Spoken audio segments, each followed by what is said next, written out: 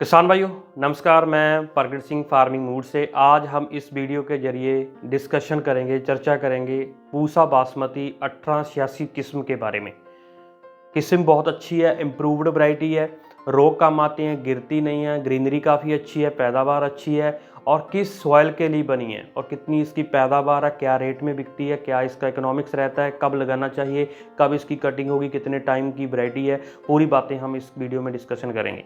लेकिन मेरी रिक्वेस्ट है कि किसी बासमती किस्म के साथ आप खिलवाड़ मत करें, उसको नॉन जीआई टैग स्टेट में मत लगाएं। इन स्टेट के ऊपर ही उसके जीआई टैग मिला हुआ यहाँ पर बासमती किस्में लगती हैं, लेकिन थोड़ा बहुत किसी और एरिया में अगर अच्छा क्लाइमेट है तो लगती तो है, लेकिन वहाँ पे सिफारिश नहीं की जाती। वहाँ पे अच्छी पैदावार आ सकती है, नहीं आ सकती, इसकी कोई गारंटी नहीं है। आप अपनी खुद की रिस्क पे इसको उगा के खुद की ही रिस्क पे ही प्राइवेट सेक्टर में आपको सेल करना पड़ता है। पूरे देश में ऐसा ही चलता है, लेकिन 7 स्टेट्स में इसके जीआई टैग मिले हुए हैं। यहाँ जलवायु को, मिट्टी को स्टडी करके वहाँ पे फार्मर को अवेयर किया जाता है कि इसकी पैदावार में अच्छे गुण कैसे आए। बासमती भी वैसे एक तो धान ही है, लेकिन ये प्रीमियम क्वालिटी का है, इसमें खुशबू अलग से है, इसमें ये बहुत ही रिच कंट्री में एक्सपोर्ट होता है और हमारे देश को ये काफ़ी ज़्यादा बड़ी अमाउंट में रॉयल्टी देने का काम करता है। इससे हमारी रेपुटेशन भी जुड़ी हुई है। सो इन वैरायटीज़ के साथ खिलवाड़ करने के बारे में हमको नहीं सोचना है। और जो पहले हमने एक वीडियो डाला है 1847 के बारे में, तो वो काफ़ी ज़्यादा फार्मर ने उसको अप्रिशिएट किया है। ये चैनल हमारा नया है और पहले हम क्रॉप इन्फॉर्मेशन पे काम कर रहे हैं, लगभग पिछले 6 साल से काम कर रहे हैं, 2017 से काम कर रहे हैं।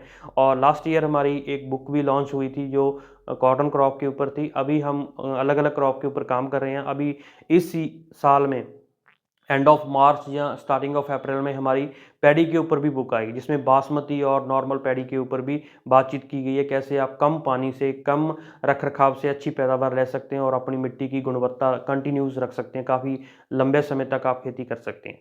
तो उसको भी आपको पढ़ने की ज़रूरत पड़ेगी, क्योंकि जो टाइमली फार्मर प्रैक्टिस अपडेट हो रही हैं तो उसमें आपको जो अच्छे से अच्छा मिल सकता है आपको पढ़ना चाहिए, आपको यूज़ करना चाहिए, तजर्बे में आप में लेना चाहिए।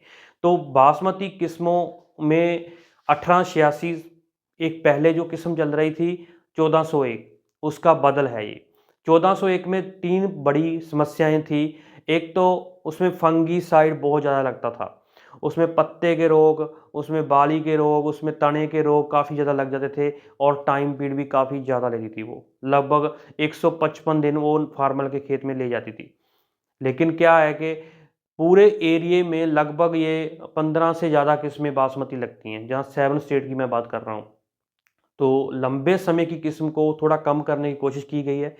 पूषा द्वारा इसको थोड़ा कम समय का बताया गया उस वैरायटी से कि लगभग 145 से 150 डेज़, मतलब 145 से 150 दिन लेती है। लेकिन फार्मर क्या करते हैं कि ज़्यादा लंबे समय की नर्सरी जब अपने खेत में उखाड़ के लगाते हैं तो 35 दिन की, 40 दिन की नर्सरी हो जाती है, तो टाइम पीरियड भी बढ़ना स्वाभाविक हो जाता है।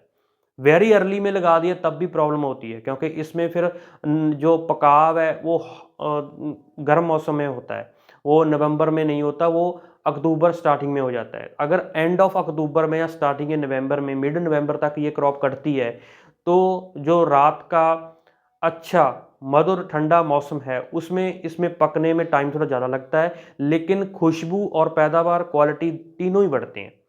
इस किस्म का जो हाइट है वो भी ठीक ठाक है।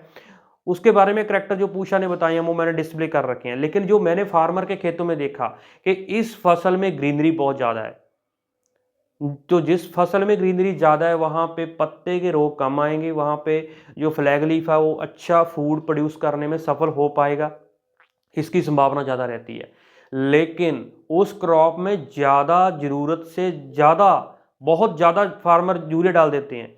अगर आपने इस क्रॉप से पहले भी कोई ऐसी क्रॉप लगा रखी है, लेगमिन क्रॉप लगा रखी है जिसकी जड़ों में नाइट्रोजन फिक्सिंग बैक्टीरिया काम करते हैं, राइजोबियम वगैरह, तो आपको इस क्रॉप में फसल को देखते हुए यूरिया डालना है, ना कि ऐसा कि मैं तो 2 गट्टे डालता हूँ जी, मैं तो 3 गट्टे डालता हूँ। ये कोई क्रॉप पैटर्न नहीं है कि मैंने 3 गट्टे डाले थे, मैं इस बार मैं 2.5 गट्टे डालने वाला हूँ, इस बार मैं 3 गट्टे डालने वाला हूँ। ऐसा मत कीजिए क्रॉप के साथ। क्रॉप को जज कीजिए। ज़्यादा यूरिया आपके ज़्यादा फंगस लगने का कारण बनता है और ज़्यादा कीटों का प्रकोप भी वहीं पर रहता है। सुंडियाँ, इल्लियाँ या इसके तनाशेक या इसमें जो भी और इंसेक्ट आते हैं, हॉपर आते हैं, तो वो इसी वजह से आते हैं कि आप पानी ज़्यादा लगाते हैं, आप फसल में यूरिया ज़्यादा देते हो, आपको फसल में पोटाश, सल्फर और जिंक की मात्रा पर्याप्त रखने की ज़रूरत होती है, वो आप रखते नहीं हो। उसका मैनेजमेंट अच्छे से करते नहीं हो। जितने भी लीफ के ऊपर रोग लगते हैं वो ज़्यादातर जिंक की डेफिशिएंसी से लगते हैं, कैल्शियम की डेफिशिएंसी लगते हैं, मैग्नीशियम पोटास की डेफिशिएंसी के कारण लगते हैं। जितना भी ग्रेन वेट बनता है, इन जो न्यूट्रिएंट मैं पहले बताए हैं, इनकी ज़्यादा अच्छी अवेलेबिलिटी होने से ही अच्छी पैदावार आती है। इस क्रॉप में आप अच्छा मैनेजमेंट कर सकते हैं। लगभग ये लॉन्ग ड्यूरेशन की वैरायटी मान सकते हैं आप इसको, और आप इसको एंड मई में इसकी नर्सरी लगा सकते हैं और एंड जून में इसको लगा सकते हैं। और जिन जिन स्टेट्स में ये सिफारिश किया जाता है लगाने में, उसी में लगाएं तो ज़्यादा बढ़िया रहेगा, उत्पादन अच्छा आएगा। सीड इसका आप प्रमाणित बीज उत्पादक से लें, नहीं तो आप पूसा से लें। पूसा में भी आप संपर्क कर सकते हैं, मैंने नंबर स्क्रीन पे दिया हुआ है पूसा का। तो वैरायटीज जितनी भी पूरे एरिया में लगती हैं, आजकल तो ऐसा हो चुका है कि प्राइवेट कंपनी की भी बासमती धान में बिकने वाली किस्में आ चुकी हैं। हालांकि उसमें उतनी सुगंध नहीं है, उसमें जो चावल है उसकी शेप है जो वो लगभग कॉपी की हुई है, लेकिन वो उसकी सुगंध नहीं है। पूसा बासमती की जितनी भी किस्में हैं उसमें अच्छी सुगंध, अच्छी पैदावार लेने के लिए लेटेस्ट वैरायटी के साथ में आपको जाना पड़ेगा। अच्छी क्रॉप प्रैक्टिस करनी पड़ेगी। जिन टेक्निकल को बैन किया गया है वो क्रॉप में यूज़ नहीं करने हैं। खास करके जब आपका पेनिकल बाहर आ जाए, आपकी बाली बाहर आ जाए, उसके बाद तो बिल्कुल ही यूज़ नहीं करनी है। इसके ऊपर लंबी चर्चा हमने बुक में भी की हुई है और आगे आने वाली वीडियो में भी करेंगे। पहले हमने 1847 के बारे में वीडियो डाला था, वो जर्नल वीडियो है, लेकिन क्रॉप प्रैक्टिस के ऊपर आगे आने वाले समय वीडियो आते रहेंगे। आपको चैनल को सब्सक्राइब करना पड़ेगा। फेसबुक, इंस्टाग्राम, यूट्यूब तीनों के ऊपर आप बने रहें और हम आपके साथ जरूरी जानकारी, ऐसी जानकारी जो क्रॉप से जुड़ी हुई आपसे छूटे ना, वो आपको मिलती रहे। सभी किसान भाइयों का धन्यवाद।